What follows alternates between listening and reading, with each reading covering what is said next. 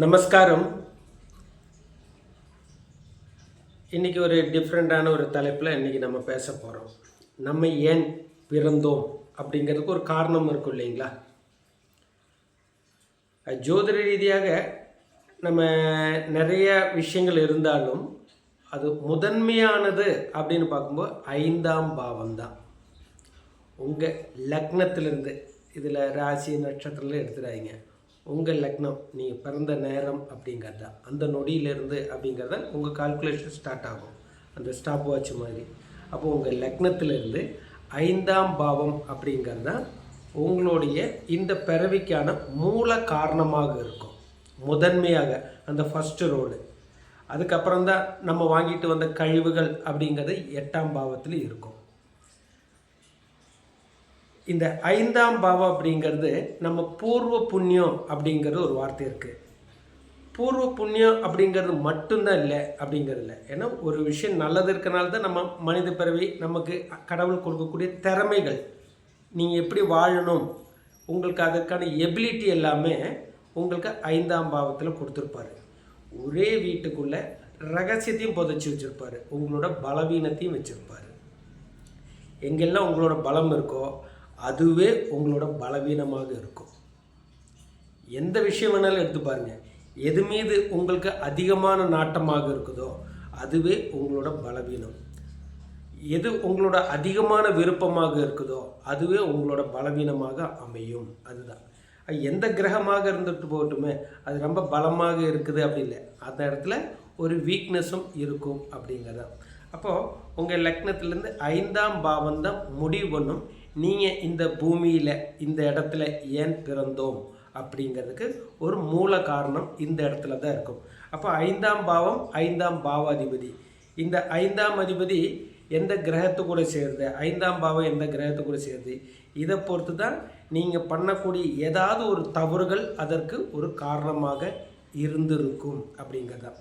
இந்த இடத்துல சூரியன் இருந்துருச்சு அப்படின்னு வச்சுக்கோங்களேன், கண்டிப்பாக நம்ம வந்துட்டு கடமை தவறியவங்க அப்படின்னா இந்த சூரியனோட தொடர்பு தான் இருந்திருப்பாங்க. அப்போ இந்த பிறவியில் அப்படிங்கிறது செயல்படுத்தும், அவங்ககிட்ட அந்த நேர்மையாக இருக்கணும், கடமை உணர்வோடு இருக்கணும் அப்படிங்கிறது இந்த சூரியனை கொடுக்கும். அதே நேரத்தில் சூரியன்கிறது ஈகோ, அதிகாரத்தை தவறாக பயன்படுத்தினது அப்படிங்கிறது இந்த சூரியன்கிட்ட தான் இருக்கும். அந்த ஆணவம், நான் அப்படிங்கிற திமிர் எல்லாமே இந்த சூரியன் கூட தான் இருந்துகிட்டு இருக்கும். அதே சூரியனோட ஒரு ப்ளஸ் பாயிண்ட் அப்படிங்கிறது உங்களுக்குள்ளே இருக்கிற ஸ்கில்லு, தன்னம்பிக்கை, போராடக்கூடிய துணிச்சல், க்ரியேட்டிவிட்டி, படைப்பாற்றல், ரசிக்கும் தன்மையும் அதே இடத்துல அவங்ககிட்ட கொடுத்துருக்கும் அப்படிங்கிறது தான். இண்டிவிஜுவலி என்னால் மட்டும், நான் மட்டும் அப்படிங்கிறது எல்லாமே சூரியனோடு தான். இதில் சந்திரன் இருக்குதுன்னு வச்சுக்கோங்களேன், சந்திரன் அப்படிங்கிறது உணர்வு பூர்வமாக, அந்த இடத்துல எமோஷ்னல், எதுவுமே நிரந்தரம் இல்லை. அப்போ தெளிவான ஒரு நிலைமை இல்லாமல் மனக்குழப்பத்தை கூட இருக்கக்கூடியது, அன்புக்காக இயங்கக்கூடியவங்க அப்படிங்கிறது. அப்போ ப்ரீவியஸ் பர்த்தில் அப்படின்னு பார்க்கும்போது அந்த இடத்துல அன்பை நிராகரித்தவங்களாக கூட இருப்பாங்க.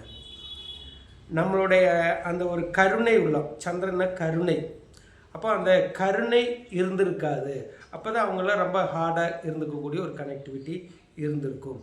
இதில் சனி, ராகு, கேது, செவ்வாய் இந்த கிரகங்கள் எல்லாமே தொடர்பு இருக்குது அப்படின்னா அவங்க கண்டிப்பாக ரொம்ப ஒரு க்ரூவல் மேனரிசம் அப்படிங்கிறது ப்ரீவியஸ் பர்த்தில் இருந்திருக்கும் அப்படிங்கிறது தான்.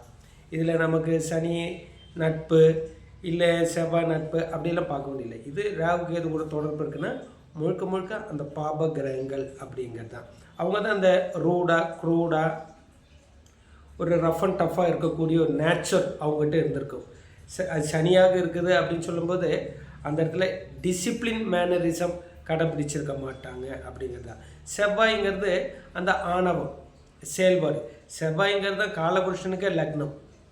அப்படிங்கும்போது நம்ம கடந்த பிறவிலங்கிறது தவறுகள் பண்ணனால்தான் இந்த பிறவி அப்படிங்கிறது தெளிவாக இருக்கணும். நம்ம எல்லாருமே ரொம்ப நல்லவங்க அப்படின்னாச்சுன்னா கண்டிப்பாக இந்த பூமியில் இந்த பிறவிங்கிறது அவசியமற்றதாக இருந்திருக்கும். இதில் சூரியன் இருக்கிறது, சூரியன் பார்க்கறது அப்படிங்கிறது காலப்போக்கில் அவங்கள தூய்மைப்படுத்தி நல்லவங்க ஆயிடுவாங்க அப்படிங்கிறது தான். இந்த 5ஆம் பாவம் எங்கேயாச்சும் கெட்டு போயிட்டோம் அப்படின்னா அவங்களோட ஆரம்ப காலகட்டங்கள். அப்போது ஒரு மனிதனுடைய நம்ம ஒரு 3 பிரிவாக பிரிச்சுக்கலாம். அந்த ஆரம்ப பிகினிங் பீரியடு அப்படிங்கிறது அவங்களுடைய சாஃப்ட் நேச்சர் சுத்தமாக இருந்திருக்காது. அவங்க ஒரு மிஸ்பிஹேவியர் பண்ணக்கூடிய ஒரு தொடர்பு இருந்துகிட்டே இருக்கும். ஈகோவாக இருக்கலாம், கடமை செயல்படுறது குறைவாக இருக்கலாம், இல்லை மதிப்பு மரியாதை கொடுக்கறது குறைவாக இருக்கலாம் அப்படிங்கிறது எல்லாமே. செகண்ட் ஹாஃபில் அப்படின்னு பார்க்கும்போது அவங்க ரியலைஸ் பண்ண ஆரம்பிச்சிருப்பாங்க அவங்களோட சுய அனுபவங்கள் மூலமாக. அவங்களுடைய ஒரு தேர்ட் லெவல் அப்படின்னு சொல்லும்போது தான் அது அவங்கள தூய்மைப்படுத்திட்டு இருக்கும் அப்படிங்கிறது தான். சூரியன் ஒருவர் மட்டும்தான் இந்த இடத்துல இருக்கலாம், பார்க்கலாம். காலப்போக்கில் அவங்கள்ட்ட ஒரு நல்ல ஒரு பண்பு இருக்கும், நல்ல ஒரு குணாதிசயத்தை வளர்த்தி கொண்டு வரும் அப்படின்னு ஆரம்ப காலத்தில் கிடையாது. அதனால் அவங்க ஆரம்ப காலத்தில் ரொம்ப நல்லவங்க இருப்பாங்க அப்படின்னு சொல்ல முடியாது.